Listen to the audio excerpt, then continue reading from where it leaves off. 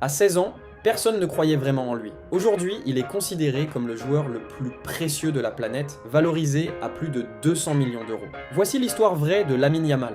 Tout commence à Esplugue de Llobregat, une petite ville près de Barcelone, le 13 juillet 2007. Lamine Yamal Nasraoui Ebana naît dans une famille modeste. Son père, Mounir, est peintre en bâtiment. Sa mère, Sheila, travaille comme serveuse. Rien, sur le papier, ne prédestine cet enfant à devenir une star mondiale. Il grandit à Rocafonda, un quartier populaire de Mataró. Un quartier auquel il restera profondément attaché toute sa vie. D'ailleurs, à chaque but qu'il inscrit aujourd'hui, il fait un geste précis avec ses mains, formant les chiffres 3, 0, 4. C'est le code postal de son quartier d'enfance. Une façon pour lui de dire « je n'oublie jamais d'où je viens ». Sa passion pour le ballon démarre très tôt. Dès 4 ans, il tape déjà dans un ballon. À 6 ans, un détail incroyable se produit, il est repéré par des recruteurs du FC Barcelone. Il intègre alors la Masia, le centre de formation le plus prestigieux du monde, après un bref passage par le club de son quartier, le CF La Torreta. Et voici l'anecdote qui donne des frissons à tous les fans de football. En 2007, alors qu'il n'a que 6 mois, un bébé est photographié en train de recevoir un bain lors d'un événement caritatif organisé avec l'UNICEF. Les mains qui tiennent ce bébé, celles de Lionel Messi. Ce bébé, c'est Lamine Yamal, une photo qui, des années plus tard, prend une dimension presque prophétique.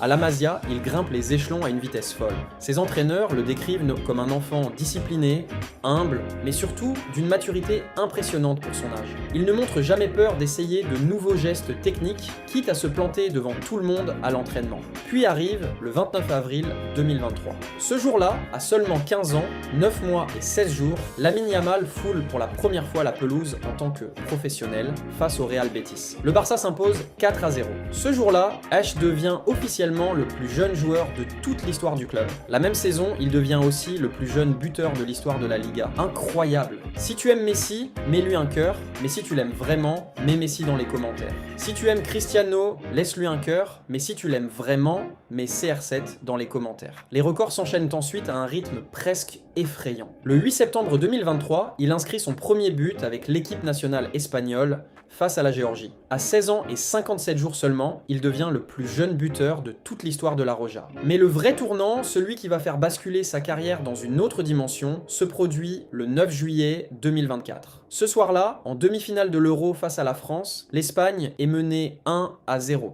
Le jeune Yamal, à peine 16 ans, prend la responsabilité de tenter sa chance depuis l'extérieur de la surface. Le ballon file en pleine lucarne, imparable pour Mike Maignan, un but d'anthologie. L'Espagne va finir par remporter tout le tournoi, et Lamine Yamal, qui n'a même pas encore fêté ses 17 ans, entre dans l'histoire comme le plus jeune champion d'Europe de tous les temps.